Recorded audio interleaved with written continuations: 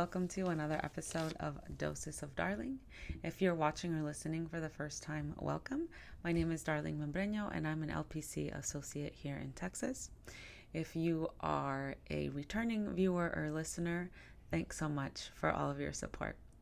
I want to thank those of you who have participated in sending in ideas or questions that you have about what other things I could do with a podcast, either about therapy, like questions about therapy or about mental health in general. I encourage those of you who haven't reached out yet to do so via YouTube in the comment section or continue in my Instagram. For some reason, people prefer to respond via Instagram or Facebook. Any curiosities that you have about therapy, mental health theories, what to expect in therapy sessions, questions about previous podcasts on my channel that you've watched, if you have any doubts or need clarifications on something, definitely shoot me those questions and I will answer them as they come. Let's get into this episode. As always, I'm always really excited about all of the topics that I'm covering. I think I'm just passionate about my field, but I also love podcasting. It's one of my favorite things to do. So this episode is also really amazing. It is an episode on imposter syndrome, which is something that can affect a large percentage of the population, but which is rampant. It's really rampant in the immigrant community and especially in the Latino and Hispanic community. So take notes. The amounts of breakthroughs that I had just interviewing the guest speaker that I have for today, mind-blowing. They were like mind-blowing breakthroughs that I had. And so see if y'all have any breakthroughs that happen while listening to this episode. See which type of imposter has taken over you and find the root and heal it in therapy. That's something that I started doing after I recorded this episode and interviewed our guest. I feel like I'm a mixture of a lot of the different types of imposter syndromes y'all will hear. It's a super engaging and awesome episode. So I hope you all enjoy this episode of Doses of Darling, covering imposter syndrome or imposter phenomenon. All right, y'all. My guest on today's episode is Dr. Yanira Hernández from Palante Therapy in California. Dr. Hernández is another boss lady that I found via Instagram, and I feel so blessed that the algorithm put her in my feed somehow. She's a licensed clinical social worker who graduated from UCLA with a degree in women's studies and education studies. She then went on to graduate with a master's in social work from USC, and then with a doctorate in educational psychology, also from USC. I mean, girl, damn. It makes me so happy and inspired to learn about Latinas achieving all this greatness and then just emanating out into the world the way that, we're doing it through this mental health sphere. You are amazing and are doing God's work as well. Dr. Hernandez, I know that you're passionate about empowering first generation Latinas, women of color, and especially college graduate students and professionals. I know your areas of specialty, and correct me if I'm wrong, include trauma. So that's like racial trauma, intergenerational, childhood, complex, inner child work, anxiety, depression, professional identity related issues, and imposter syndrome, which is the topic that we're going to be talking about today on this episode. Welcome, Dr. Hernandez. Thank you so much for agreeing and taking the time out of your busy schedule to do this podcast with me. Yeah, thank you so much, Darlene, for inviting me. Creo que tengo mucha felicidad, when I get invited into these type of spaces, to have just authentic and very genuine and just very needed conversations around topics that so many of our gente, right, can relate to, that often there's just so much stigma and shame to speaking truth to a lot of these experiences, even though many of us experience them, right? So I am very excited to hone in on this topic of imposter syndrome and, dive in a little bit more on what it is and how has it shown up, in my personal life. Yeah, we were just talking about before pushing record about how I figured out that it started showing up in my life too, and didn't even know that that's what it was. So yeah, I'm excited to dive into it. But I gave everybody a little snippet of who you are and what you've accomplished and what you've done thus far with your career, but I kind of want to know, and this is the first question that I ask everybody that comes on the show or on the podcast. Mira, yo ya tengo show. When it Yes. comes on this, I'm manifesting it. Yes. So I ask everybody, what led you to this career in mental health? Yeah. And you know what, as I was thinking of that question, I was really thinking about it. I was like, okay, what led me into the mental health field? And honestly, I think it traces back to what we shared earlier, that I was experiencing a lot of trauma and a lot of anxiety and all these different forms of mental health, but I didn't know what the experience was, right? But just to kind of be more, I guess, pragmatic about it, prior to getting into the field of social work and the field of mental health, I grew up kind of very having a track that I was going to go into the medical field, actually. So when I went into UCLA, I was a pre-med student. I was biochemistry major. All of my life, I was good at, quote unquote, good at math and science. And I've always kind of did everything that had to do with like math and science, which was outreach programs, taking AP Bio, AP Calc, and all of that. So in my mind, I always was on the track to go into the medical field.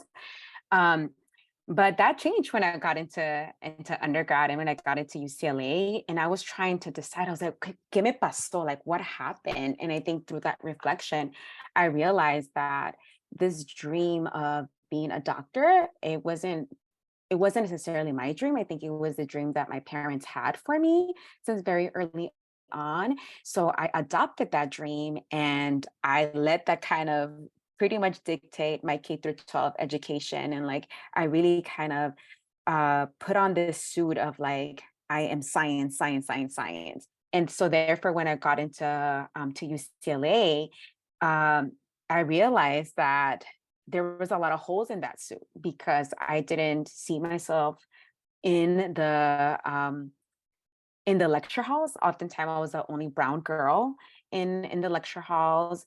I didn't see faculty of color, in the classes that I was in. And I wasn't necessarily failing, but I felt myself that I just didn't feel smart enough, in these classes. Somehow I was passing, pero like how my mom would say, a panzazos, like barely getting in, like with C's, like, but as we know, for a lot of those classes, that's considered failing, right? If you're not getting like the A's or just passing with a B or better, that's considered failing. So I just didn't feel myself seen. And I don't know whether it was a lack of mentorship, a lack of visibility, representation, uh, women that looked like me, brown girls, especially I was born and raised in South Central in the hood. So just, I didn't feel seen, right? And not until during that journey in undergrad, I recall that I took an elective class in women's studies. And that's when I was introduced to the term intersectionality, right? And we're talking about all these layered identities. And I said, man, like, I feel seen, right? A lot of the social issues that were being spoken in the class were like, yep, yep, yep, check, check, check, check. And then similar experience when I took my first education class, you know, I felt so seen based, especially I think it was a class on honing on the school to prison pipeline and just, how that has impacted my K through 12 education. And I said, like, holy shit, like I just feel very seen in these classes. And I think that kind of created a pathway for me to get into more experiences of kind of education and just like social um organizations that kind of wasn't so honed in into like the medical experience, but more so social work education. So through that, I think it's where I started noticing that I said, okay, I'm focusing on the academic part and how students are learning, but something is impacting their learning, right? And then that's where I realized that there was a lot of social emotional factors that was impacting their learning. And I said, okay, this is what I want to hone in on. And that it was through my journey, my master's program, where I said, holy shit, this is actually very like it is I can relate to this experience, because then that forced me to really dig deep into my life experiences, and like, and how trauma has manifested. It just has been so numbed and just so kind of seen so foreign, that not until I was in my graduate program where I was forced to really hone in and tap into all these experiences that I was also going through, that I just had completely disregarded, you know. And I think that's kind of where I want to say, where this awakening of like, this really matters, this like mental health. And I could honestly say that I had been navigating through a lot of anxiety, a lot of trauma since very early on. I just didn't know. I didn't have the terms for it. I didn't have the conceptualization for it. But it was not until I was forced into my master's program where I realized that, wow, I can not only relate to this professionally and academically, but also on a personal level. Mhm. Wow, you shared a lot. Thank you so much for sharing all of that stuff. So that journey that you went on was super special because you kind of got to learn a little bit about yourself. Was there any sort of guilt or doubt that came into play when you switched your track from pre-med to women's studies and then a licensed clinical social worker in your master's program? Absolutely. I'm never going to forget that phone call that I gave my mom. And I was like, "Ma, ya no puedo. Like, I have something to share with you, but I just can't, And this is why I didn't change my major until my third year of college. And I think a lot of it, I was fighting it. I was like, no, but I've always said that I wanted to be a doctor. Like, what are my parents going to say? Right. And I think it was not until I had that phone conversation with my mom, and she was like, ¿sabes qué, mija? Te vamos a apoyar con lo que tú quieras hacer, lo que tú quieras estudiar. And I think that was kind of the sense of relief and what I needed to hear from my mom, because, she validated my experience, and she pretty much gave me the green light. And I was able to let go of that guilt, in a way. The guilt continues to show up in different manifestations now that I am older. However, I think in that situation, I felt very fortunate that my mom was able to understand where I was coming from, and, be able to see me and just hear me out. Right, which is not always so easy for my mom, but I think at that moment she said exactly what I needed to hear. And then as I became, further into my journey of being a mental health professional, and then obviously later as a licensed clinical social work, I think I reflected a lot back on what that meant to let go of that dream, that so-called dream, of becoming a doctor, a medical doctor, because it was a group of of Latinas, that it was just only like, it was like maybe like five of us, who were just kind of always together. And out of all those five, only two continued that journey. Right. And just seeing that, how it turned out for them, and just seeing like, wow, I could have also been right now applying to medical school, right? And I think honestly, part of that also instilled in me wanting to go back to school and get my doctorate, and Mhm. just really say, okay, there are multiple reasons for me wanting to pursue this doctorate. And part of it was like, I want to reclaim what it means to be a doctor, because even now, like on, through social media presence, once you kind of hit a level of engagement, right, you get a lot of outside noise from other people. And one of the things that I see a lot of the comments is like, you're not a real doctor. Why are you claiming to be a doctor if you're not a surgeon or a pediatrician, or you're not a physician? Right. And it's part of it is also educating the the world that there are multiple forms of doctorate. It's not just the medical doctorate. And I think that led me to wanting to pursue also my doctorate.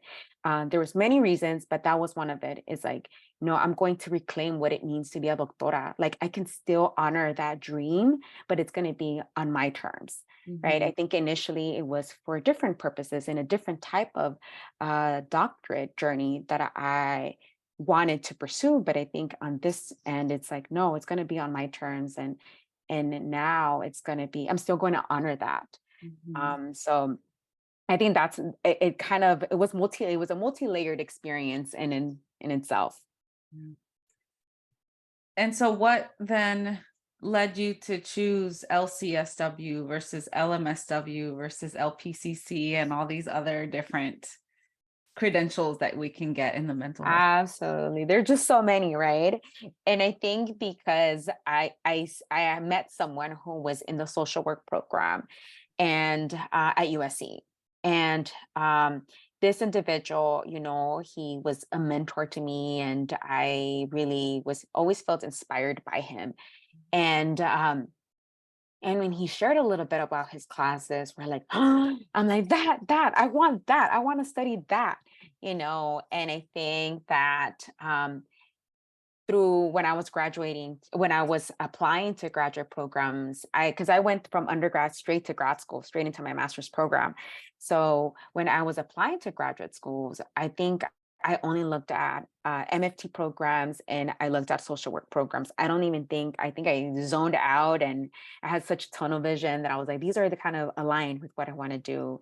And I think what made me choose social work over any other program, or at least MFT, because that was the other one that I was looking at, is like for me, I think looking at the environmental factors was very important because, as I said, as someone who has all kind of intersectional identities that have been, in a way, oppressed identities, right? I'm a first generation US born, daughter of undocumented immigrants, working class family, first in my family to go to college, master's, grad school, all kinds of the isms, right?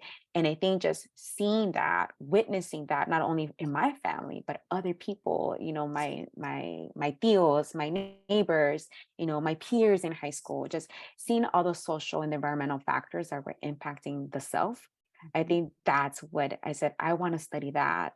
And I think that just kind of put me into the track of social work. And I just went from there para adelante.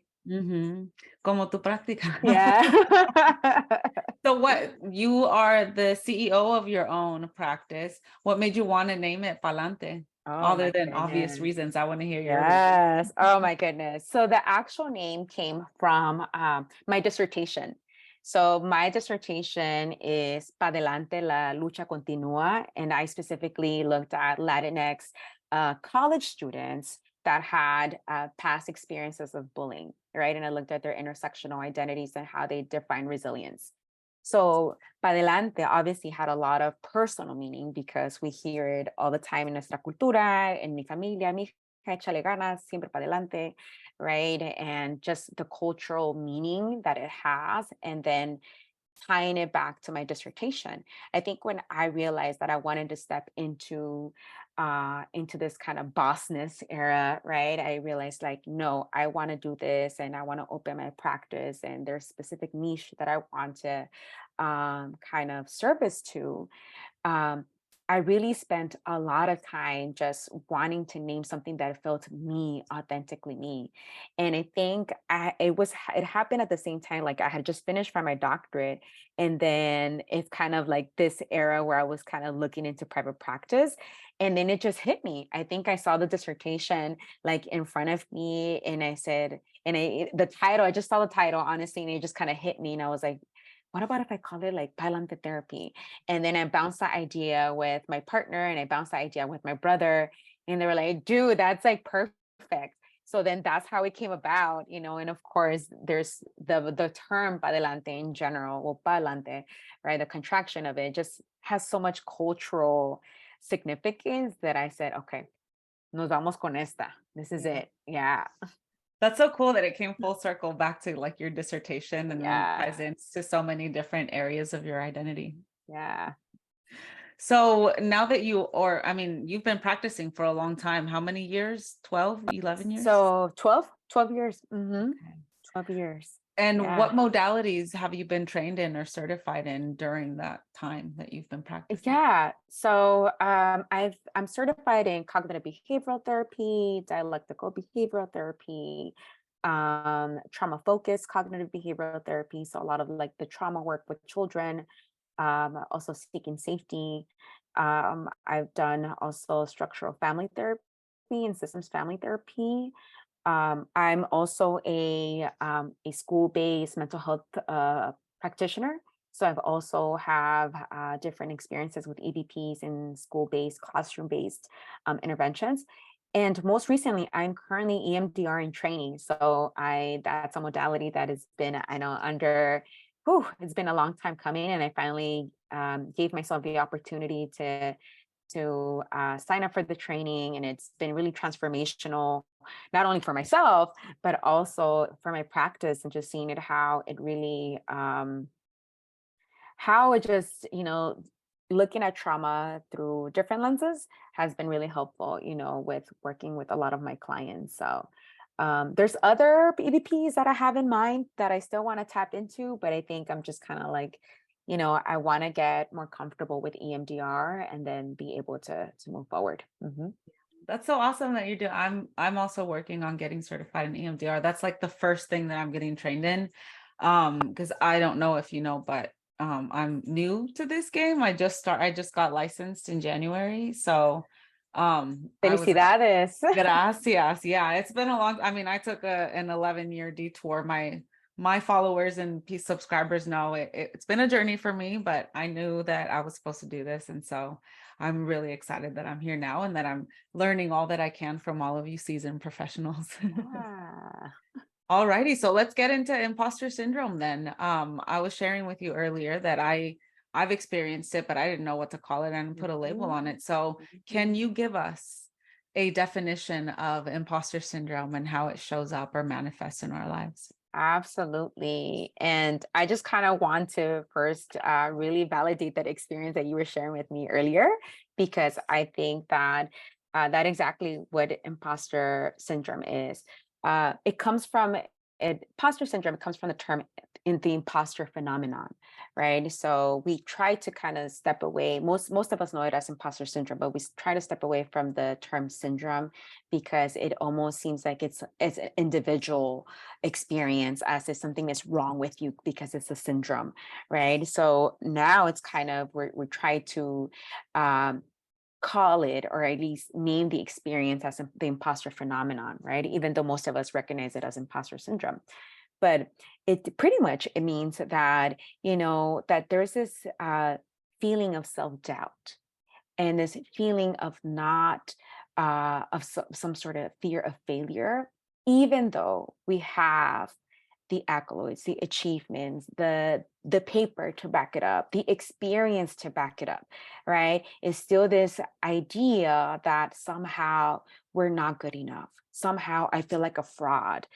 Like, and I also want to validate that experience even showed up me coming into this podcast with you, right? I think it tends to show up for me during speaking engagements in general. I was like, ooh, I don't know what I'm talking about. Like, am I smart enough, quote unquote, right? So it continues to show up, but is that no matter how much evidence there is still this sense of self-doubt, right? And anytime I talk about imposter syndrome or the imposter phenomenon, I always want to shed light of why this is harder for BIPOC folks, and why even the term or the experience of imposter phenomenon, one can challenge it and just be like, okay, it's bogus, right? Because I think that for many of us who have kind of oppressed identities, right, we have since very early on, right, since the beginning of time, have operated through this structural and systemic oppression, right, that over generations and generations and generations, we've been told that we're somehow not good enough based on those layered identities, right, because of our class, our sex, our gender, our language, our immigration status, our phenotype, right? Just all the isms, right? We've been told that somehow we're not good enough. So generationally, we've been past this idea that indeed we're not good enough. The closer there's a proximity to whiteness, the better we are. And we should be aiming at that. So when we are so far out from that spectrum, it feels like tengo que seguir echando ganas. I'm there. I need that, and I need this, and I need that, which is why we kind of individualize that experience and we feel like it's up to us, when in fact, it's all these systems that have been in place that were never designed for people like us to succeed, Mhm. right? So anytime I get into this conversation about the imposter phenomenon, the imposter syndrome, is recognizing that first, because I cannot sit here and just be like, okay, pues nomás sigue echando más ganas, and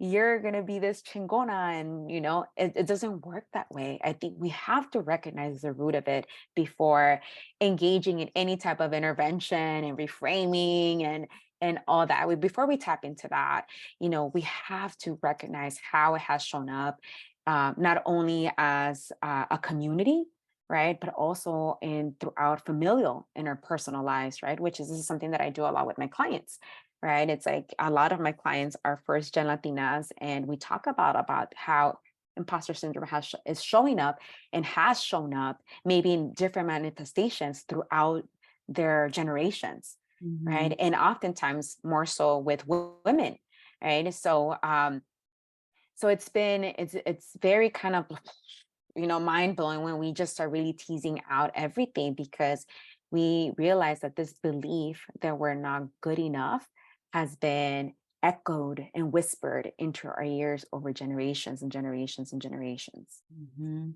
And it's worse, I think, when all of those systems that are in place suck then our own people into it, and then our own people are telling us that we're Mhm. inferior. Because then I talked about colorism in one of my episodes too, because that was a huge thing in my family, at least with my mom. Like for the majority of my life, at least the first half of it, I felt like I already didn't belong in certain spaces porque soy la más morenita de mi familia. And like la más morenita, this and Absolutely. everyone else is like really light skinned. And so I already, because of my skin color, didn't Okay. feel like I belonged in my own family, let alone in this country where like most of the spaces where people that were successful are white. And it's not, Mhm. I don't know, I just, so Absolutely. you talked about how it manifests. That's one way that it manifested for me. What other ways does the phenomenon then Yeah. manifest in others? I think part of it is that is definitely one way that we see often especially in the Latina community, right? And I can also experience that in my family, is, just kind of a term that is often used, estás más prietito, right? And right, I hate that term. as if it's right, as if it's a more of endearment, right? But as we hear it so often, that you alone think like, okay, well, I have more indigenous features, and therefore I don't belong in such spaces, right? Another way that I think that I've seen that it has shown up is also in class.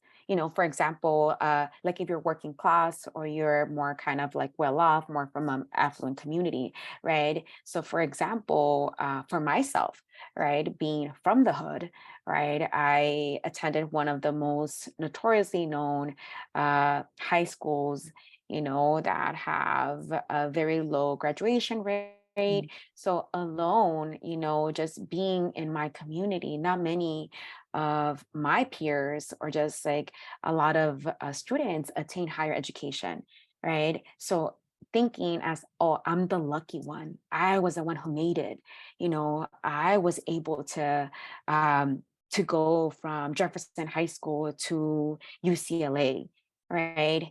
And just kind of carrying that with me as like, I need to somehow make the hood proud, and kind of carrying that with you, right? Or thinking Yeah. like, the way that I talk, I don't have, especially when I went into UCLA, I didn't have the most advanced vocabulary. I mean, oftentimes we shared a textbook, we had ripped textbooks as well. It's like, So let alone just that, feeling that the sense of like, I'm not smart enough, right? I'm not articulating myself. I don't sound as eloquent, right? So that's one way that I've seen also shown up.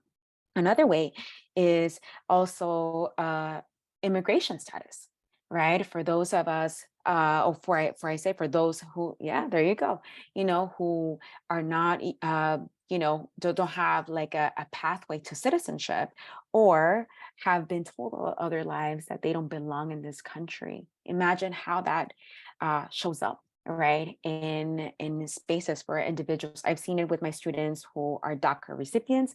I've seen it for my students who are non-DACA recipients. I've seen it with my parents who are undocumented, and I've seen it across many different communities, right? How is it continues to show up when you're told you don't belong here because of your citizenship, right? So that's another way. Another way that it's just sometimes just our own ethnic identity, right? Being Latinas, I come from a Mexican family background, right? My parents are from Puebla, Mexico. So even just that alone, sometimes, there's almost shame to rep, your Latinidad, or rep, like kind of like your cultural country, your ethnic country, right? Because like, no quiero que piensen like I am that brown girl, like the loud and proud one, right? But we are, But and we that's are, okay. right? Well, exactly. And that's gonna get later on to like how we can own up, right? And just really defeat the imposter syndrome, right? But that's how it also shows up, right? Especially if I see it a lot with my clients currently who are like in tech, or who are in spaces that are predominantly very white male dominant, and that's how it shows up, right? I see there's a little bit more wiggle room of reclaiming in professional spaces such as like education, social work, right? We're starting to reclaim those spaces, right? But in those that are heavy, predominantly white male dominated, I've seen it with my clients that it's been very hard for them to be able to reclaim that, and that's how the imposter syndrome is showing up, right? So I think it is just there's a variety, I think every identity can be challenged, and especially if it's an identity that has been historically oppressed, right? I think that it can show up, right? This experience of like not feeling good enough. And no matter how the achievements, the accolades, the lived experiences that speak for your truth, no matter what it is, that's still not enough. Mhm. So you gave us a little bit, kind of like little tidbits of imposter syndrome, and how it showed up in your life. Can you think of the first time that you realized, actually, what I'm feeling right now is imposter syndrome? Absolutely. I think I went in so blindly throughout my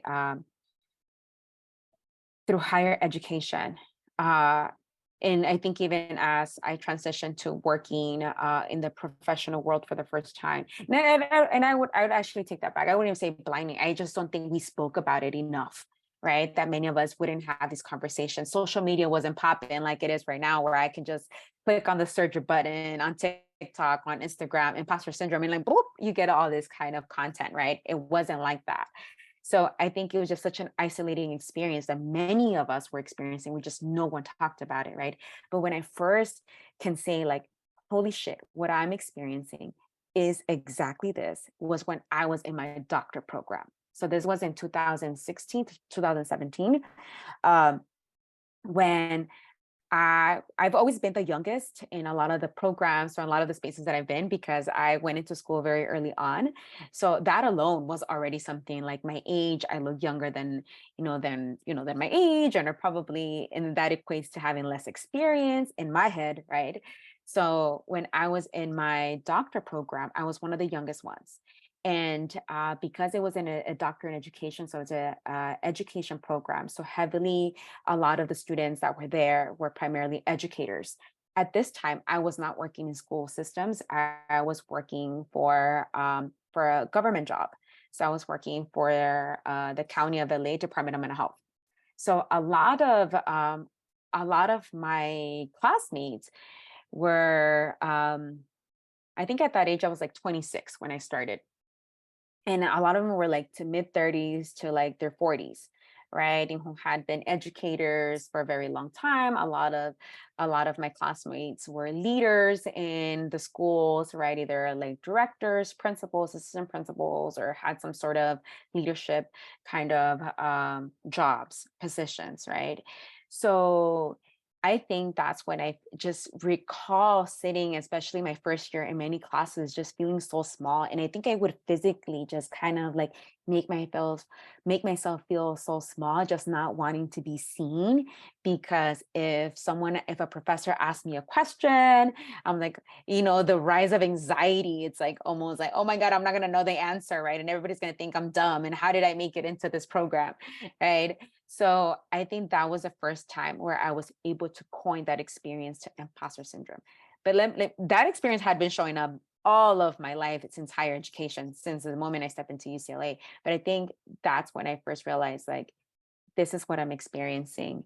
And it was through my program over the years that I was able to challenge that and really reclaim what it meant for me being in that doctor program. And I think as a result of that, that's why I opened my private practice, because I had kind of like unchained from that mentality of like, I'm not good enough, to like, I fucking deserve this. I worked my ass off for this, and I am reclaiming all the spaces, and people who look like me should be a CEO of anything, Mm. right? So I think that's how it was kind of like my proof that I was able to uh really unchain myself from the imposter phenomenon that was really dominating me, that I didn't realize that until during my program. Oh wow. You know that feeling that you're describing of like you just like physically made yourself small. I like to describe myself when I was in high school as like a wallflower, but I think that's what it was because most Mhm. of my classes that I took were AP classes, right? Like I was always high in the academic ladder, but also surrounded by a shit ton of white people in every single one of my Mhm. classes. And so always like, I hope they don't call on me. I'm going to sound stupid if I answer. Like, I guess no era wallflower. Era Yeah. este like imposter phenomenon that was happening. And like I was Right. like, "Ugh." That's a little bomb that just went off in my brain right now. Thank you. Yeah. And I'm sure we have probably more experiences when that has happened, right? That we just kind of curl into like this little bolita and like, please don't see me, right? But I think it's like it's those thoughts, it's that belief that somehow we don't belong in these spaces when in fact we do. And when we kind of get out of that, what comes of it is just so beautiful to Mm. witness and beautiful to see. Yeah. So does imposter syndrome have a different type? Like are there different types of I want to call it imposter phenomenon now because that's like I want to do that now. So are there different types of it, first of all? And second, does it only show up in academic and workspaces, or are there other areas in life where it can show up as well? No, I absolutely think can show up in any type of spaces. I think we tend to see it more professionally in academia, because I think that that's where it can be very overt, just very obvious, right? But I think it can show up in many different spaces where we're challenged with this belief of like, no matter how proof I have or evidence I have that I am worth of something, we dim our light, right? And so I think it definitely can manifest in many different spaces. I just think that those are the spaces that have been researched the most, Yeah. and two, I think it's because it's kind of very, like I said, very obvious, right, and how we can see it, right. And then what I'm going to go a little bit in sharing the different types, and I think as we go through the different types, we can see and like, oh, this has shown up in like in my family, or this has shown up when like I'm doing this or doing that, because I think it definitely just, it's just not in academia profession. I think just has been researched more there, and I think it's more obvious, Yeah. but one of it is the perfectionist. And I think many of us, especially first gens and, children of immigrants can relate to this, right? And I think this is why I battle sometimes too with, there's just, it's very layered with the imposter phenomenon, because I think part of it is, like I said, is very rooted on a lot of structure and systemic racism, that even just feeling like you have to be perfect in everything that you do, right? It comes a lot with like, queremos que los sacrificios de nuestros padres sean justificados. Yeah. They're valid, Que right? valgan la pena Que too. valgan la pena, right? So I think when I think of one of the type of imposter syndrome, the perfectionist, right? It's like, duh, like, no shit, of course we want to make sure everything is perfect, right?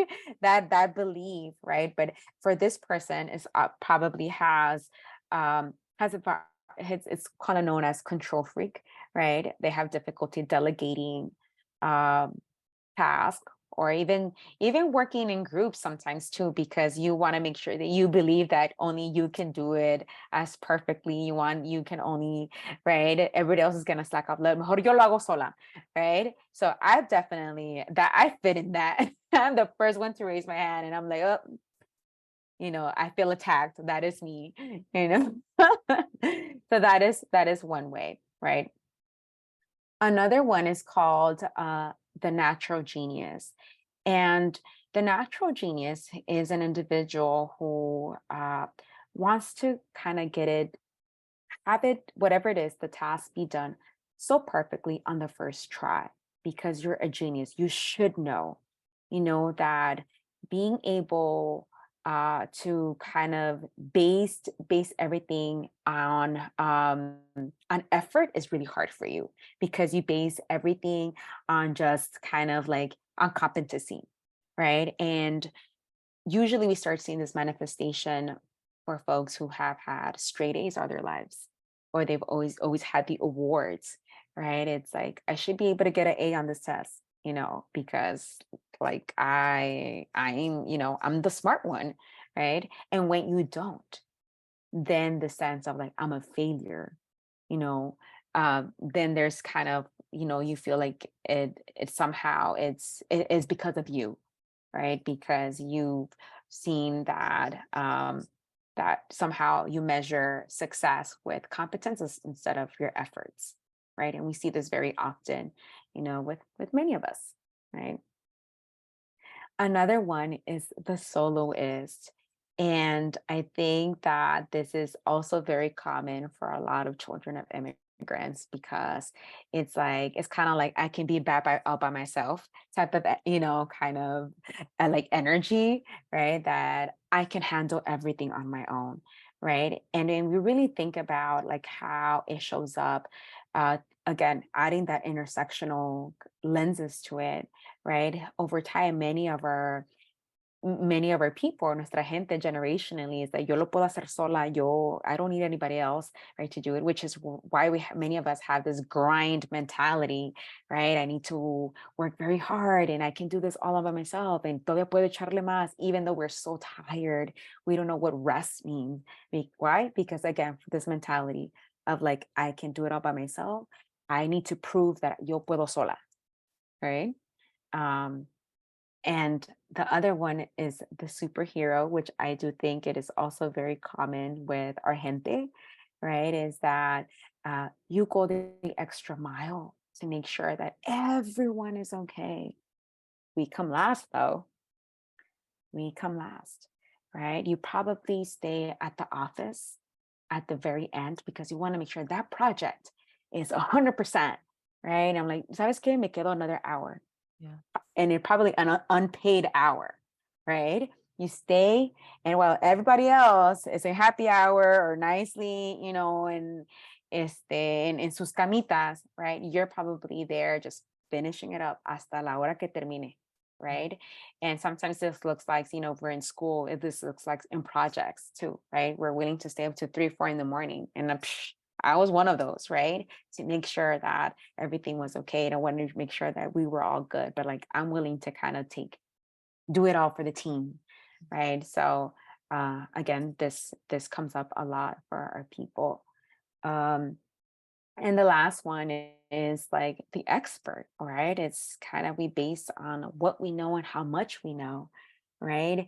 And we typically see that, I think, with a lot of first gen kind of like college or professionals or students, right? That we always want like what the next certification, what's the next training, what is the next degree that I can get, right? There's always more and more and more and more, right? I know I'm feeling attacked as I'm reading all of these too, but there's always more than we can learn, right? And this probably prevents us from applying to specific jobs because you're like, ¿sabes qué? No, I don't have that training. So you know what? I'm probably not qualified enough, and then there we go. We don't give ourselves a shot, right? Because we don't have that degree, that certification, that training, when oftentimes it's like we are probably know that we can do, we're more than capable of doing that, that what that role wants us or is expected of. We just believe that because we see that little line on the bulletin, on the position bulletin, that you must have this, you must have that. And let me tell you, when I broke out of this one, I applied to a position where I didn't have everything that they were asking for. And I'm like, I'm gonna shoot my shot because I'm reading this and I can most definitely do all of this, and I have experience doing all of this. I just don't have this, what they're asking for. If you would have asked me maybe a few years ago, I would have definitely not applied. And I applied and I got the position. I was kind of like, no, que no, I thought you wanted, this, right? So a lot of the times is like we don't allow ourselves to just to new opportunities because of that, right? This expert mentality. I must know it all, Mhm. and truth is we already know a lot of things. Yeah. Yeah, Yeah. and if you're like put in the situation, like you be on the ball and know. But thank you for sharing the 5 different types of imposter phenomenon. I definitely felt attacked a little bit through. I'm like, oh my God, this is like all of them are me. So I guess the next question Mhm. is, right? Like, if since there are, can people take on more than one of them? Because like I have definitely for sure the natural genius. So I was that straight A student. And as soon as I got my first C, I've already shared this on one of my previous podcasts. It wasn't until my undergrad when I took Psych 101 that I was like, I'm gonna see psychology because I've been wanting to be in the mental health field my whole life. Mhm. I got a C and I was like, well, no es para mí. So immediately that one. And I also have been a musician throughout my life. And I never pursued anything fully. So I played the violin, I played the accordion, and I never fully pursued either of them porque a la primera vez que cometí un error, I was like, yeah, I can't do this. And I was really good at it. Like I never had to practice. And I was first string violin, 5th and 6th grade. Girl. Y también el acordeón, like it just came so naturally to me. And I feel like that imposter syndrome where I'm like, well, I'm not as good of a musician. Like I dated a musician and I'm like, oh, I'm not as good as you. So I Mhm. never, I never took that on, but I feel like now after this podcast, girl, I'm gonna be like, I'm gonna Yes. re-pick up my accordion and I'm gonna need you in a banda, I'm gonna need you in play a group my and yes, for sure. I'm gonna go back to playing tragos amargos like I used to yes. when I was younger. Oh my goodness. Absolutely. And look, you Yes. you just shared right now another way that A has shown up, the imposter syndrome. Mm. It has shown up for you that is not related to like kind of like academia, right? Academia, yeah. So and so true to that. I think that we can have them like stacked up, right? I for sure I think I have all five, you Yeah. know. And absolutely, they can manifest in multiple ways. It's not just one. They can be layered up, right? And it's not isolating again with the intersectional identities that we have. Yeah. So we talked a little bit, I think, of for at least the Latino community where imposter phenomenon happens and where it stems from. If we're talking generally for like anybody, where can we say or where can one say that the imposter phenomenon stems from?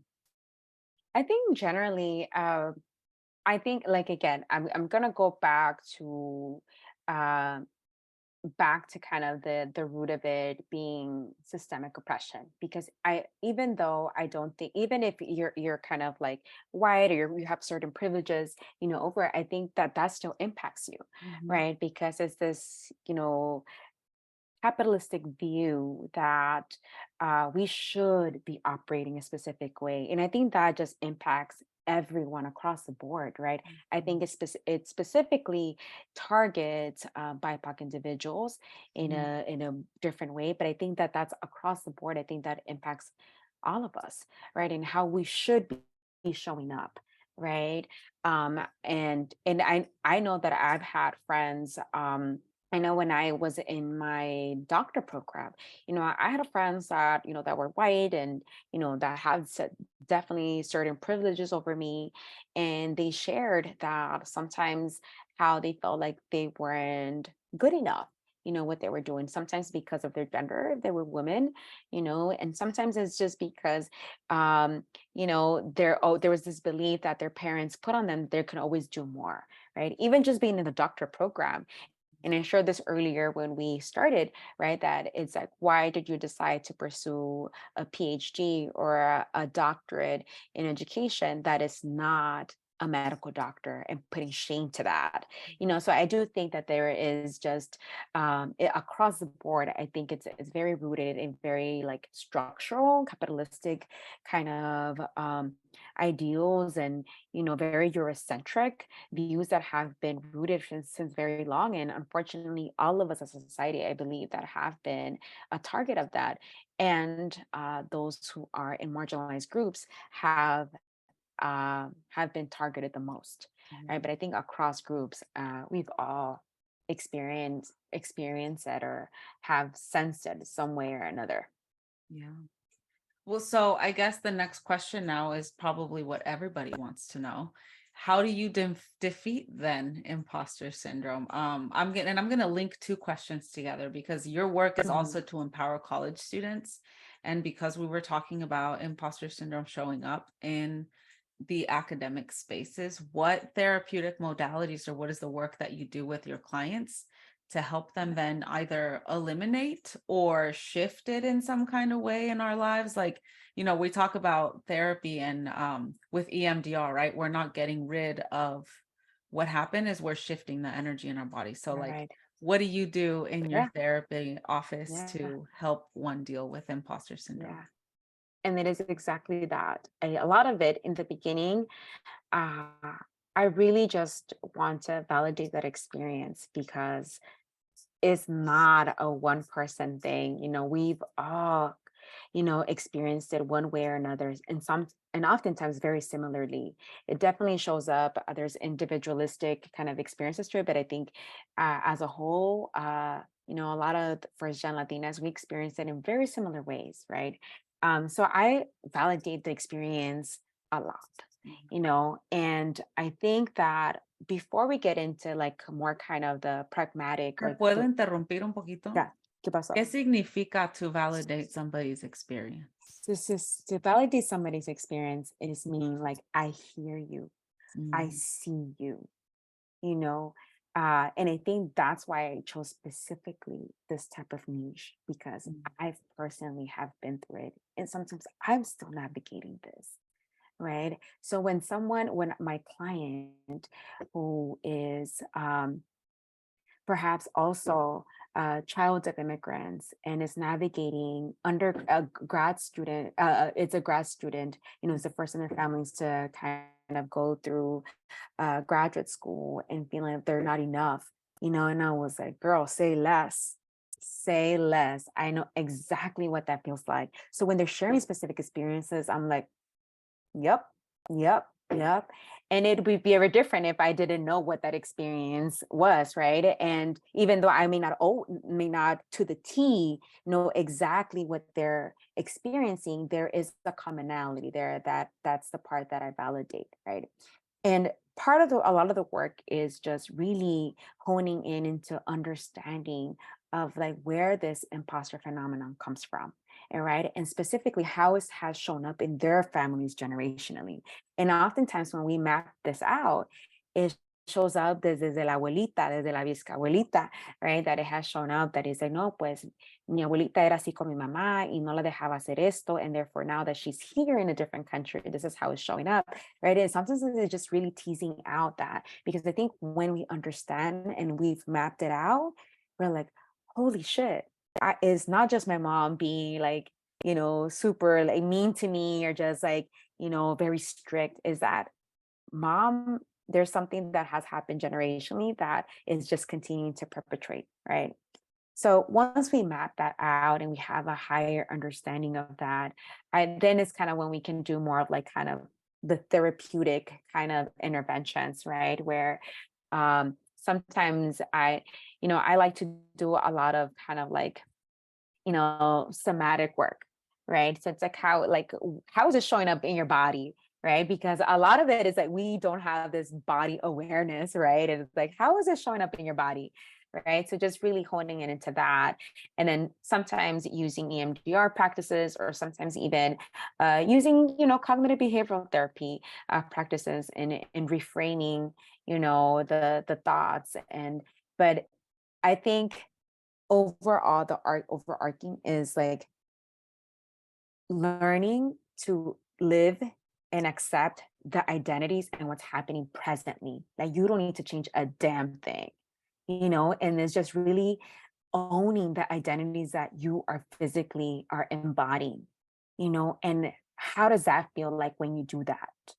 Because oftentimes it feels very uncomfortable, right? But when you do that, you are reclaiming, right? And I think that's where we challenge the idea of the imposter syndrome being a syndrome, right? Because it's not a you problem, it's a fucking society problem, Mm, right? So how do you show up as authentically mm, right now in this present moment? How do you reclaim your identities? And a lot of that is understanding what those identities mean to mm, everyone, because personally, it took me a very long time to reclaim the identity of being a daughter of undocumented immigrants, being mm, part of a mixed status family. mm. And a lot of it was because of the shame, Yes. the shame that how is this professional, how is this, master level, doctor level, individual have parents that are undocumented immigrants. Mm, And so once I really tapped into that and really reclaimed it and own up to it, Sabes que this is a very valid fucking experience that mhm, my parents and my family as a whole, me, myself, my brother, are navigating. And it's very true. And it really does shape how I see the world. And is very different for someone who maybe has documented parents, because as much as we want, my parents cannot go back to their pueblo and visit their pueblo, right? And they have 30 plus years without seeing their tierras. And it's a very different experience, right? So once we start reclaiming those identities that we have placed so much shame, girl, you show up differently. mhm. You show up differently. And I think that's the power. Very quickly, I recently saw the movie Flaming Hot. Have you seen it? I haven't watched it yet. Oh, It's on you my need to queue. watch it. You need to Okay. watch it. So, I believe his name is Richard, but um, the person who invented the flaming hot, right? He talks when he's talking to his son. He's telling him like, "Mijo, being Mexican is your superpower. They don't want you to reclaim that because I they love that. know it's a superpower." That really stuck to me because it's so true. Many of our identities are our strength, our superpower. And I Mhm. think before, honestly, I just had so much shame in just kind of really owning that up, because I'm like, oh, I don't want people to think like I'm this like super like woke girl, or like, oh my God, you know? There was so much shame to that. And I started doing a lot of the work. I'm like, okay, why is there shame? Why are you so afraid to reclaim your identities in white spaces? Mhm. ¿Qué pasa si piensan you are that brown girl? ¿Qué pasa? And a lot of it was because I think I was hearing other voices, I was hearing other voices. And I think when I was able to unchain that, I go up to meetings and se me sale lo Spanglish, se me sale lo hood. Yeah. And honestly, I can sense that people are listening to me. Mm. And I can sense that people are listening to me. And I'm like, I may not be using all the eloquent language that my counterpart is using, but I'm gonna make you understand in the way that I can know how. Mhm. And that's been that's validating to me, because I'm like, you are seeing authentically me right now. And I Mhm. don't have to kind of code switch to do Mhm. that, and so that's what a lot of the work that I do with my clients is like using all these kind of like different modalities, but tapping into just owning their identities in the present moment, you Yeah. know, just really owning that. And it's very beautiful to witness and how um, they are starting to slowly tap into their chingonaness in their own terms. I love that you mentioned, okay, so obviously me vino a la mente esa pregunta, like the shame, la vergüenza que sentimos for like estar encimados en este Mhm, país, right? mhm, Like no pertenecer, not belonging, and then the fear that comes with it too. It just made me think of a friend of mine that I have that throws out these little judgments that are really talking about himself, right? Porque dice, mhm, oh, you're like super Mexican. You're way more Mexican than I am. Y él también es super, él es I mean, well, I won't say extended. mhm. It'll throw exactly who I'm talking about. Uh, But I mean, he was born in Mexico too. And I'm just like, whenever he started saying those things to me, I kind of took them to heart a little. And then I was like, wait, no.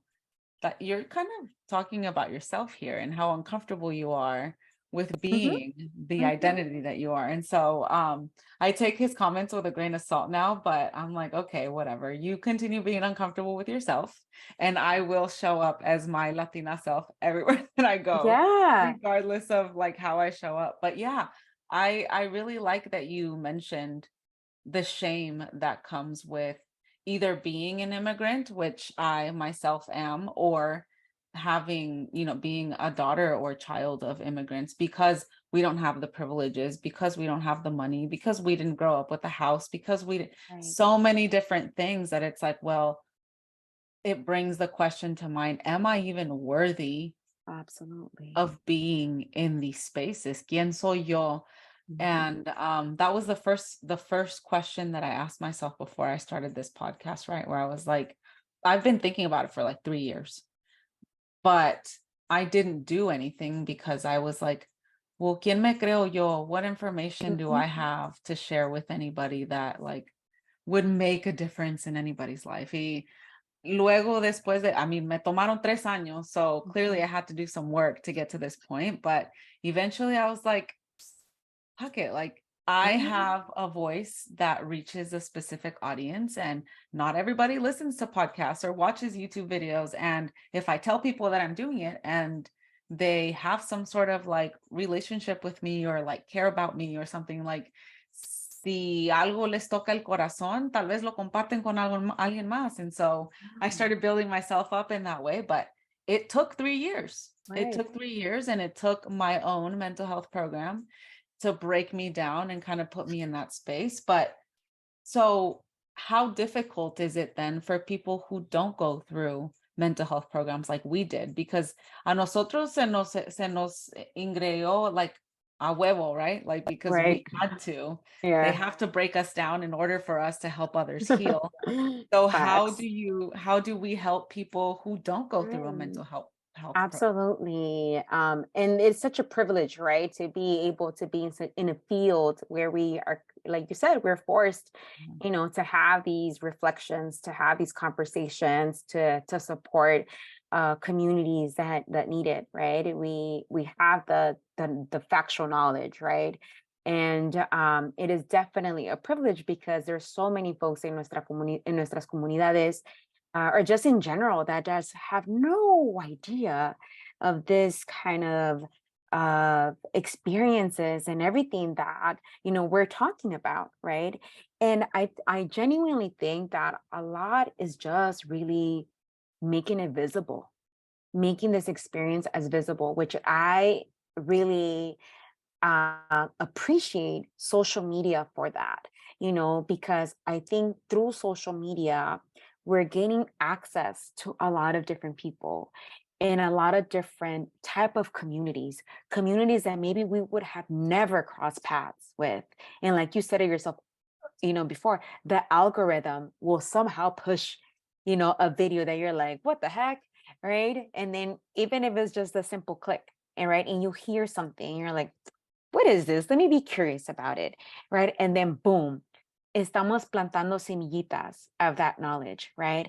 And sometimes for me, that is okay, because not everyone is prepared or is ready to engage in this work, because it's hard as fuck. It's very difficult, right? Sometimes not even our parents are ready, right? And we can have multiple conversations with our parents, and right, and like not until years later maybe they're like, sabes que mija, por fin ya te entendí lo que me estabas diciendo, right? So a lot of it is like that, for many, not only our gente, but just in general, many folks out there.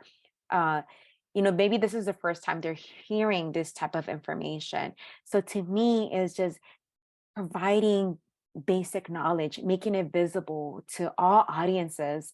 To me, that's already something, because, like I said, or else no one would have access to these type of experiences, right?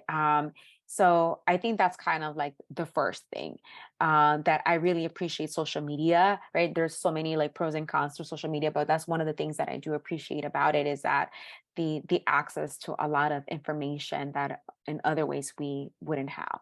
Yes. Right. And also being presented in ways that is, not only in this kind of educational way, but it's also in very creative ways where people are willing to kind of resonate, with And you, yeah, they and listen. empathy, right, and empathize with you, and they're able to listen, like, oh, I never thought about it that way. Okay, and then it's like, boom, there goes one person who is willing to listen to your experience, right, Mhm. as opposed to just what the media feeds us, or maybe, or like what he said, she said, right. So in that way, I do appreciate the platform that social media has provided, right. Mhm. Yeah. Yeah. So what can happen then as a result? We've already talked about missing out on job opportunities. Mhm. We've already talked about how I'm not like Ramón Ayala because I didn't continue with my The film of party. Ramón Ayala. um, what other things can happen as a result of not dealing with the imposter phenomenon, or what mental Yeah. health complications can occur? Absolutely. I think what we already see is a lot of anxiety, Mhm. right? Because the stress levels are just insane. But a lot of anxiety, internalizing as if it's a you problem, right? Something is wrong with me. I'm somehow defected, Yeah. because I'm not doing what my counterpart is doing, what my friend is doing, what she is doing, what he's doing, what they're doing, right? It can definitely, therefore, impact your mood, right? And maybe get into like a depressive manifestation, right? You begin to isolate, you begin to withdraw yourself from maybe even social engagements that can Mm. provide an opportunity to you, right? To tap in. Um, I really think that it can definitely take over our entire wellness, and not just our mental wellness, but also even our physical wellness, Mhm. right? Like I said, it may hinder you in not even just leaving your house, and therefore maybe not engaging in outdoor activities. And it doesn't have to even be the gym or anything, but just like maybe going outdoors, Mm. right? Engaging in movement, right? It just can be very, very depleting, right? And I think also there's, when we are only listening to our own voice, that can also be very hindering to the well-being, right? Because you're only listening to the voice that it is coming up for you. And that voice is telling you that you're not good enough. That voice, esa vocecita te está diciendo que somehow you're a fraud, that you can't fool anybody, you're still not worth it, right? That they can do it, but you can't, right? So that voice is being very loud when you're just kind of consumed in your own world and you're not allowing yourself to also remove yourself from that. So I think that that's kind of, it can be very detrimental, right? Which is why one of the things that I also really believe in is just in community, right? When I share my experience and you're telling me that you can empathize with what I'm going through because you've also been through something very similar, that automatically makes us like homies. We're like, yes, like, let's go out for some happy hour and like, let's get into this talk, right? That automatically kind of takes you to community building, right? Because we're like, okay, girl, I see you, I feel you, yes, right? And just knowing that you're not the only one experiencing this, because sometimes we do believe that we're the only ones experiencing this, when in fact, sometimes our amigas or other folks are also navigating what you're navigating, but because you're not in that, you're not having that social engagement, it feels very isolating, right? So I think that there's a lot of power in community. Um, and even if you're not ready to share your truth, your story, sometimes just listening, right? Listening to others who are on that journey can be empowering for you to finally be able to speak your truth and finally be able to share your story.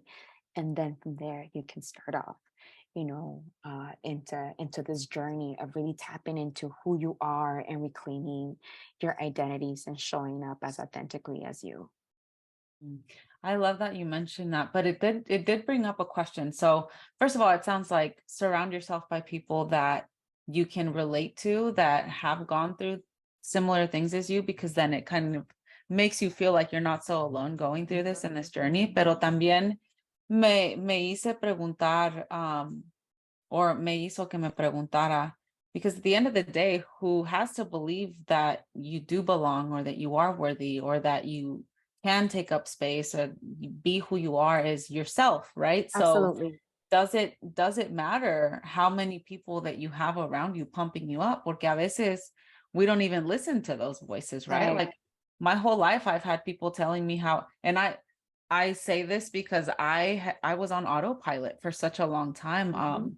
All of these different types of imposter syndromes definitely showed up in my life for different reasons at different times, pero yo no me creía todas Mhm. esas cosas que me decían, que Right. eres tan inteligente, que no puedo creer que, because this is my second master's degree. And even to me, I'm like, well, it's not a PhD yet. Like it's not enough for me. And Mhm. so I've had these people boosting me up, and it hasn't been until recently, within the last 7 or 8 months, that I finally was like, yeah, I am this badass person. Like I am this amazing woman, and I am this whatever people have been telling me my whole life. So what does it take for, yes, these people to build me up, but like for me to actually believe and step away Yeah. from it? Because then it'll link into this other question, right? Like, is there a way to completely eliminate imposter syndrome, or is that just something we're going to have to deal with our whole lives? Yeah. And you're right.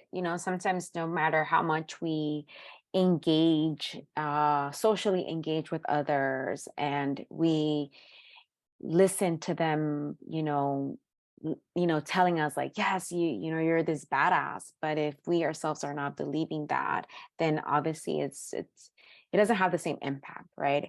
And I think to me, it really goes back to just even admitting it, the experience that you're going through, because a lot of it is that shame again. It's like, no, no, no, no, like I don't want to like admit to myself that I am devaluing myself, because then what does that mean about me, right? So especially if you have already, like for example, like if you already have a master's degree, or you have uh, attained a level of quote unquote success, that you're like, I don't want people to know that I am having these thoughts. I don't want people to know that I believe this, right?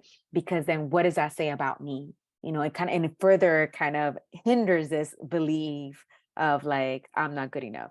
Right. And I think it's just one acknowledging like, you know what?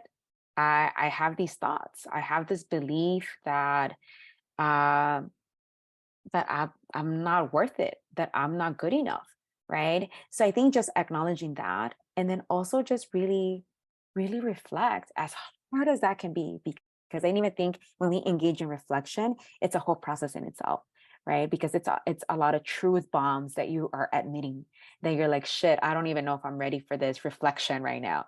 But part of that is like really reflecting, where was the first time I heard this, that I was not good enough?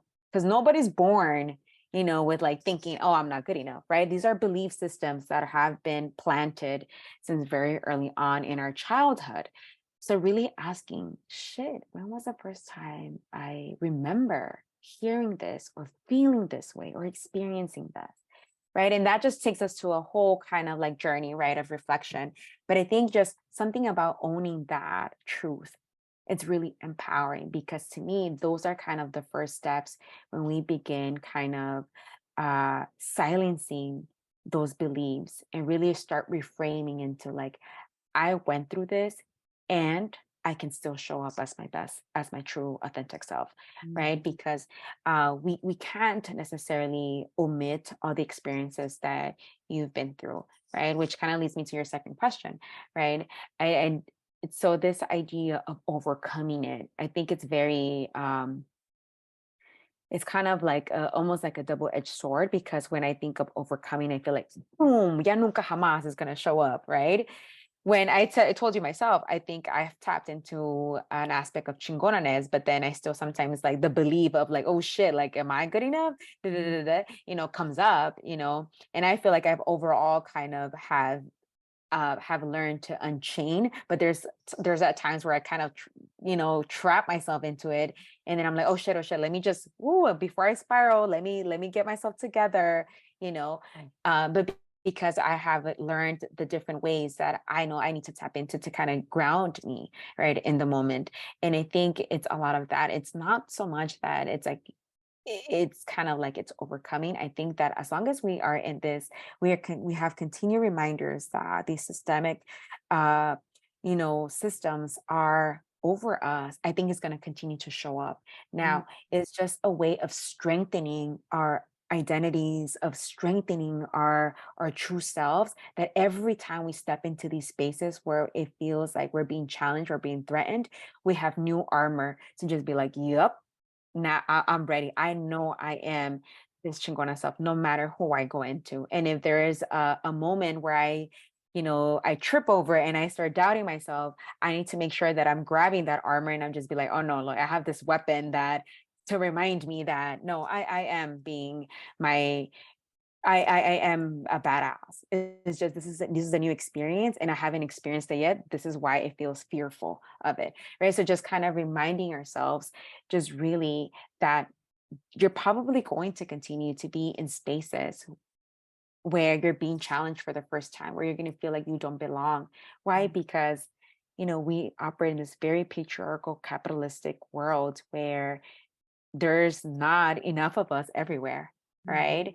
And we are going to get challenged. It's just what matters is that every time we're showing up in these spaces, we're going to show up differently, Yeah. and we're going to show up with a lot more tools, that we are going to not allow that to really dense us and Mhm. and overshadow us.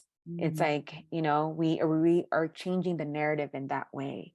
Mhm. So that's kind of how I interpret it, at least, from my experience, because I don't think that I'm necessarily ever going to it's going to stop, because again, we are in this type of capitalistic system, that we're continuously being in spaces that we don't see people that look like us, but every time I'm just showing up differently. And Yeah. that to me is how I am dismantling and enchaining myself from this belief that I'm not good enough. Mhm. So I think that's one way. Mm. Yeah. Yeah. You know what else just came up to my mind is that a lot of times this imposter syndrome can come from someone else mentioning something to you out of like envy. Oh, yes. That I don't know why that thought just came up. Can you talk a little bit to that? Yeah. So I think it's in my personal experience, I think it's often other people's fears sometimes become our own fears, Mhm. right? And it's like, and it can be anybody. It can be a peer, it can be a friend, it could be a family, right? And oftentimes because they've never done it, Yeah. they feel like you can't do it, Mhm. right? And is that fear, right? It's like, well, I went through hardships and I went through this way. So you're going to have to go through the same thing, or I couldn't do it, o peor, or I couldn't do it, and therefore you can't, right? So, jealousy is a common feeling to have, right? I Mm, think we've all had that feeling. However, I think when it becomes a very toxic type of jealous, where it's like, okay, um, you're not allowing the other person to be their to que florezcan, mm, right? To blossom into their badass, into their true self, is because it is activating something in you, right? Maybe you felt that you somehow couldn't florecer and blossom and bloom to this person you wanted to be. Therefore, you don't want anybody to do that, mm. Bring everyone right? And down. you bring everybody down. And we see that in our families, we see this with our circle of friends, right? Even in our jobs, with coworkers, right?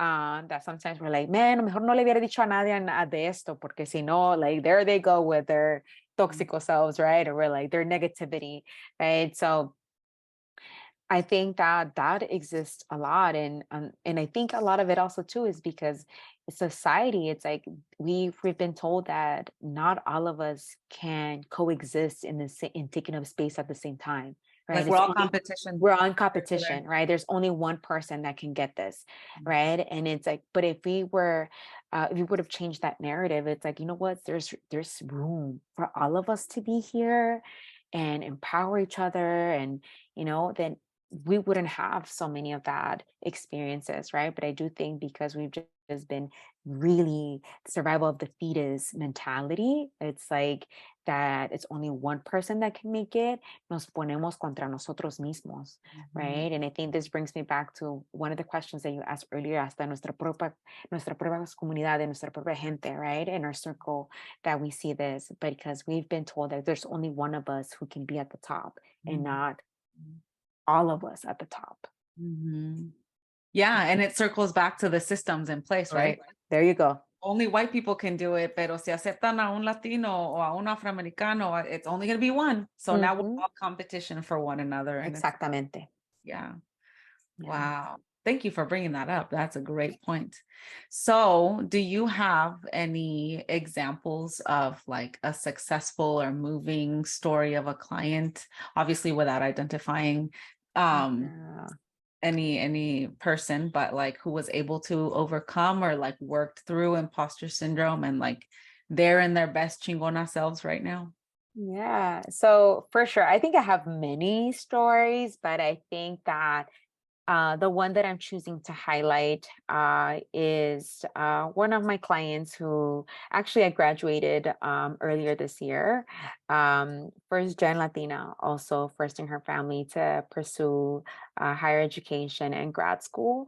And I think with this client, I resonated with her a lot because of the anxiety that she always had about needing to be perfect, making sure that she didn't fail, that she didn't shame the family, right? Because she was navigating through many different experiences for the first time, including bringing a boyfriend, el novio en la casa, right? And the parents, we all know how that goes with a lot of Latino parents, right?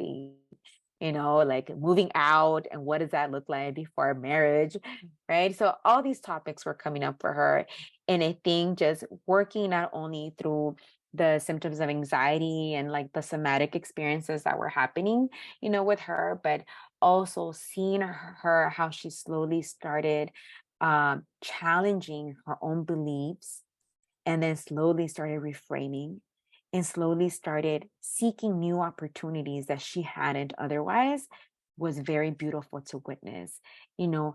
And I'm not talking about just opportunities that need to be like very big, because she did take up also like applying to internships and different type of jobs and, you know, other, but I think just even stepping into new experiences, like being raising her hand to present, being the first to present in one of her final projects, you know, and just talking about like typically I'm the last one. Like I want to be like, I want everybody to go first, you know, and just being able to just like, no, I can do this. I'm confident with the type of work that I've done. And, you know, and I'm gonna do my best, and that's all I can do, you know. And just her saying that is like, dang, you know, that was very beautiful to see, right? And sometimes even just be like, sabes que, you know, I am going to, I understand that this is a belief that has been instilled on my life by my family. And I know that even though I'm feeling guilty, I know that I can still be myself, and I can still do this, and doesn't mean that I'm less than a daughter, or somehow I'm bringing shame, that I can still do both.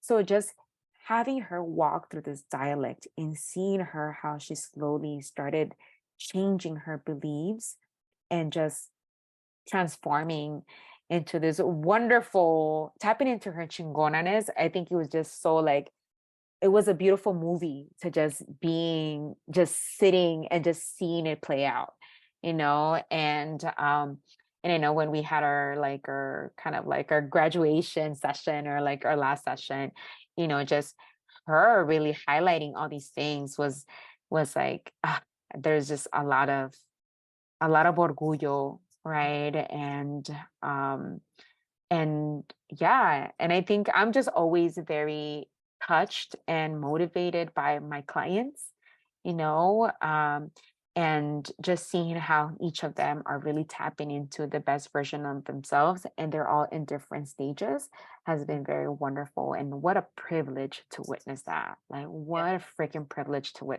really witness that. Y más porque también son Latinas, you Mhm. know, and it's like, you know, so it's just, I love that euphoria I get after, you know, seeing those type of wins, you know, from Yeah. my clients. It's so awesome to hear those experiences because from my experience, I mean, just being so new in the field, obviously, I think I've graduated a couple of people, maybe 3 or 4 at most in my internship.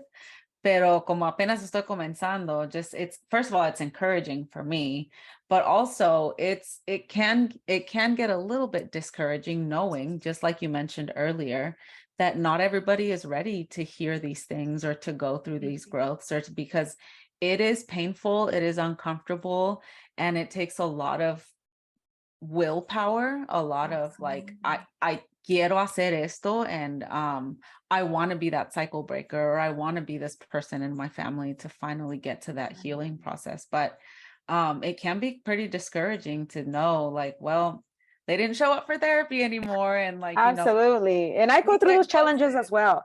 hard. Absolutely. I go through those So challenges as ghosted. well.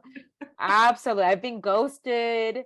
Yeah, absolutely. I've been fired, you know, from being the therapist. And that is absolutely okay, you know, Mhm. because the way that I interpret it, it's like, sabes que, maybe I know I'm not the right therapist for Mm. everyone, right? I absolutely know that, right?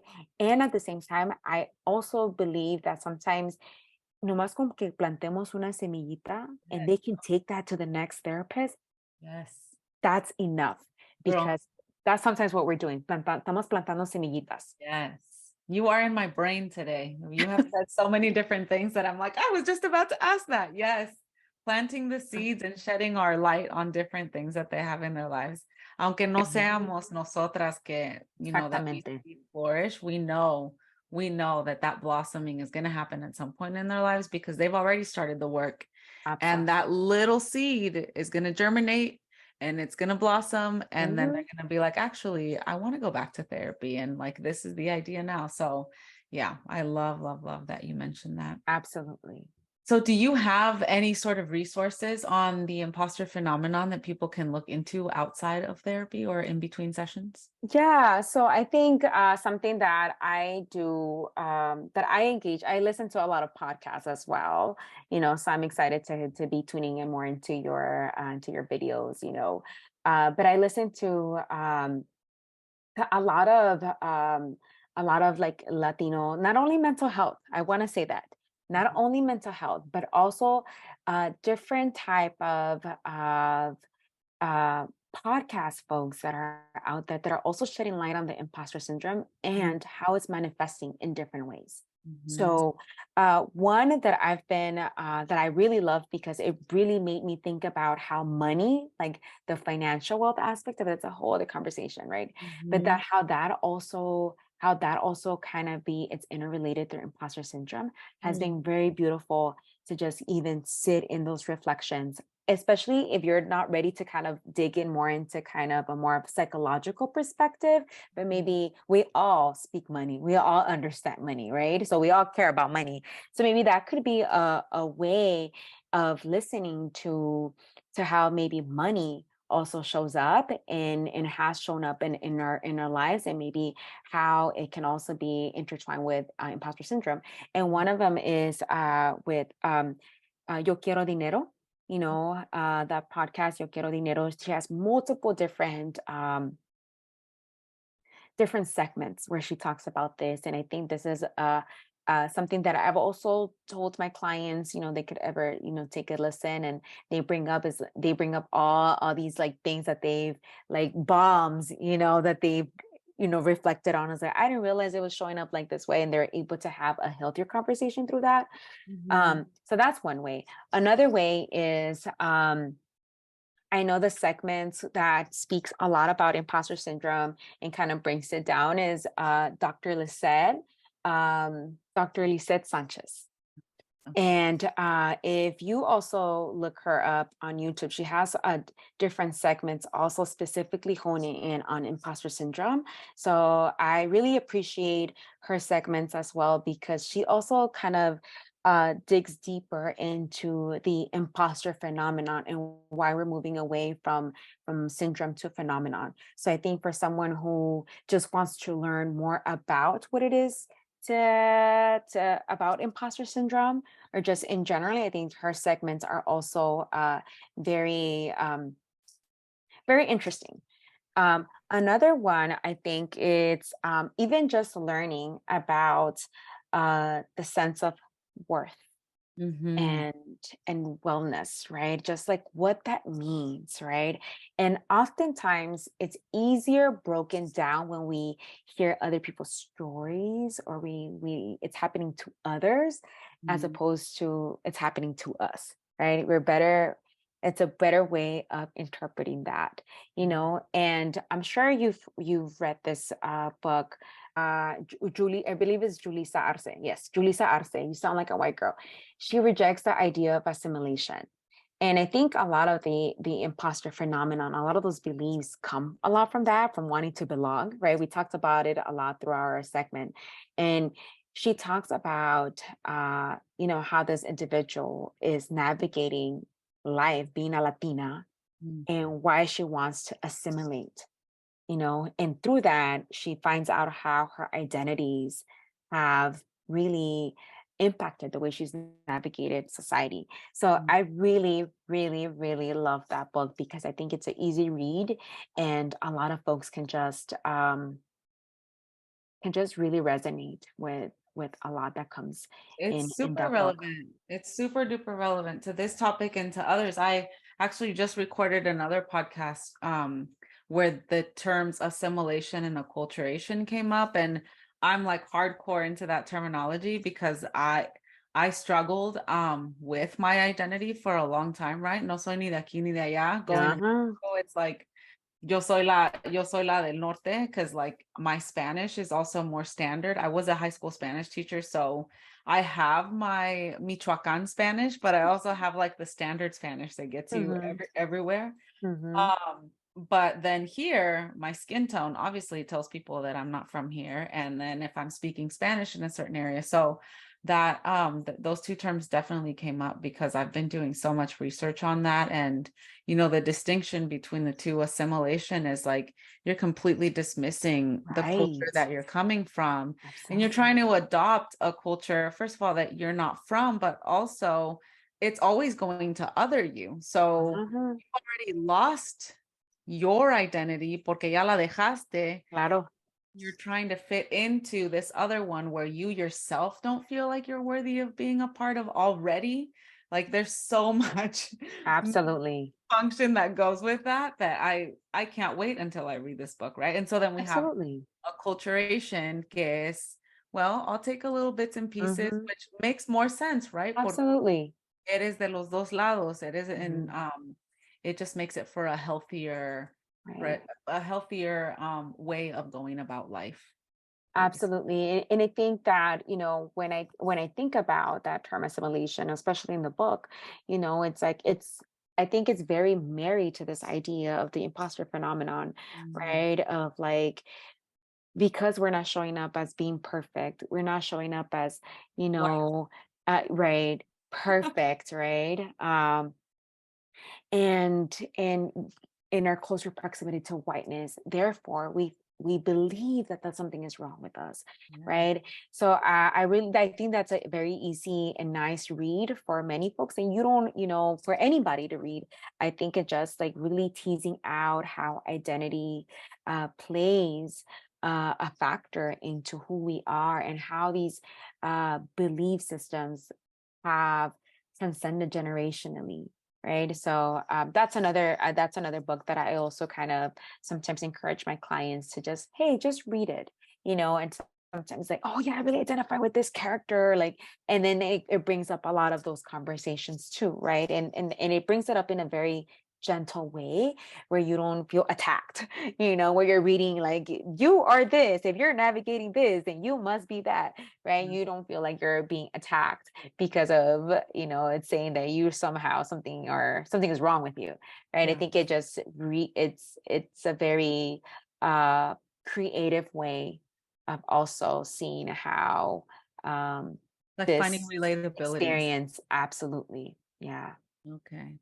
Well, that's awesome. Thank you for sharing all of those. I love that you came prepared with all of the resources.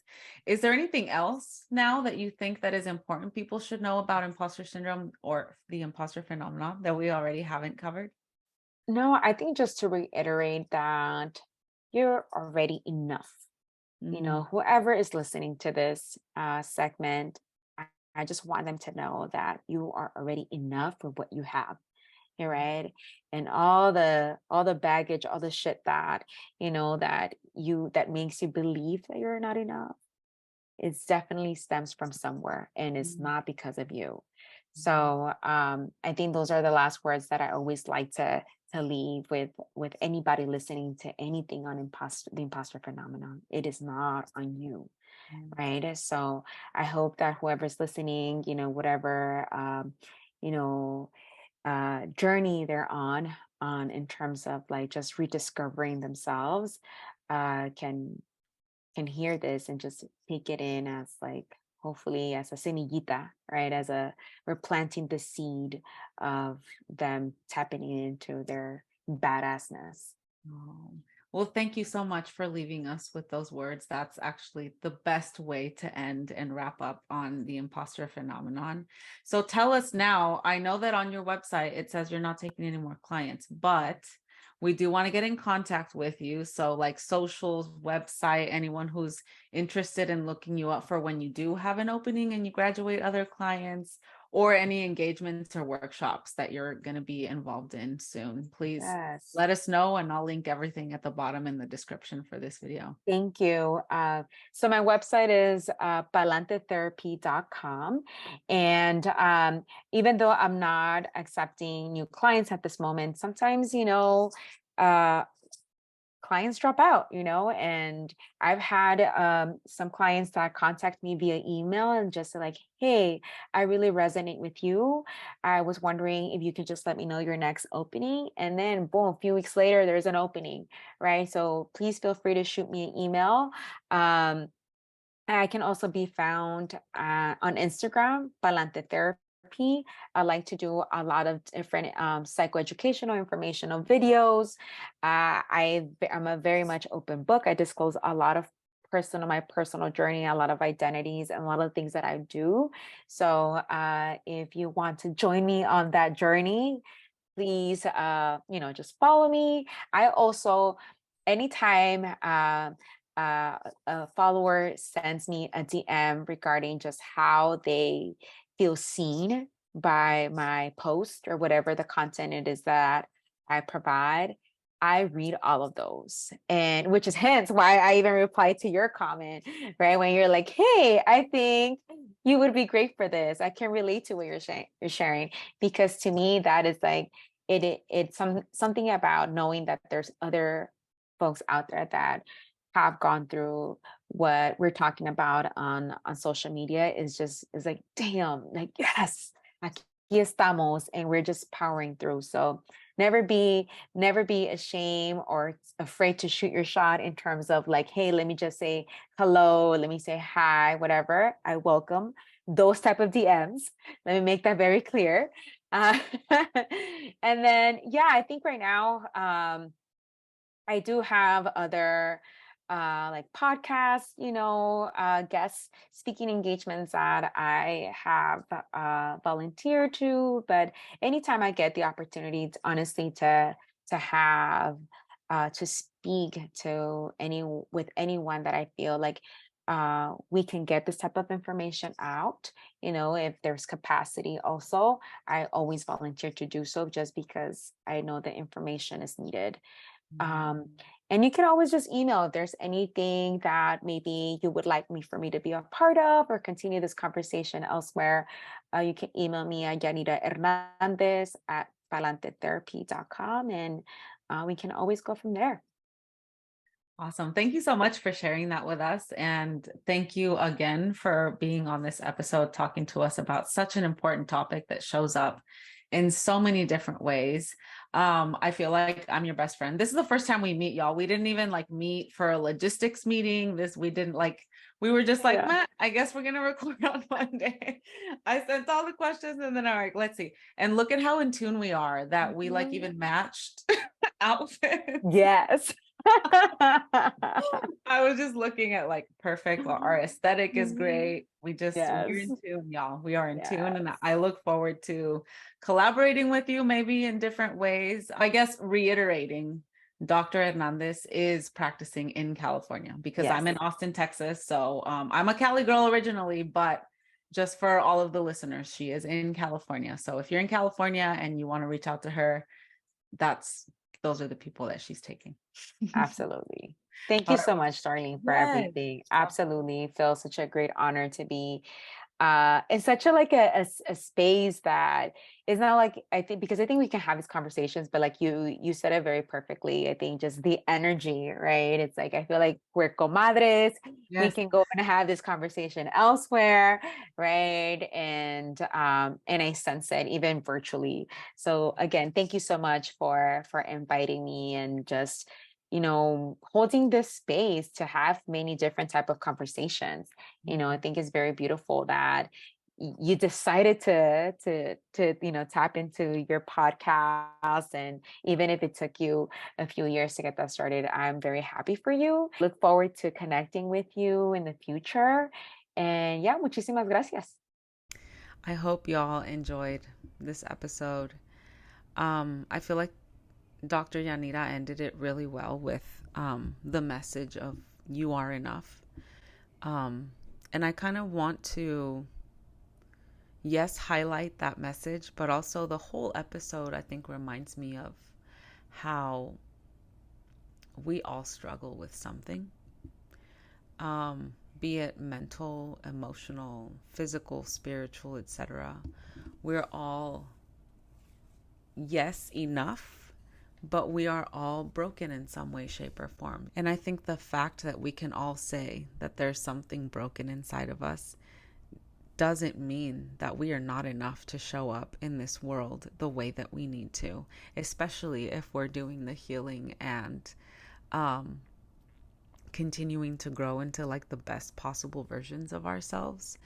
This thing of life is like there is a forever transformation, and we're going to be so many different versions of ourselves throughout it. And we'll go from one version to another until we become that ideal version that we're striving for. And it's still not going to be something perfect, right? But that doesn't mean that we're not enough. It just means that we are finding the root and we're looking for healing from the specific types of imposter syndrome, or from mental disorders, or from what have you.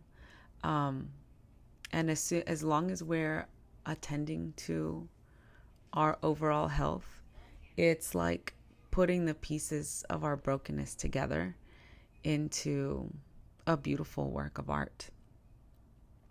Kind of like the Japanese art form of kintsugi. It was mentioned by somebody years ago at one of the churches that I went to, and they explained the process to me. It means golden repair. Kin means golden, and tsugi means repair. And it's a process where ceramics are repaired by filling the cracks and putting it together with like a gold bond.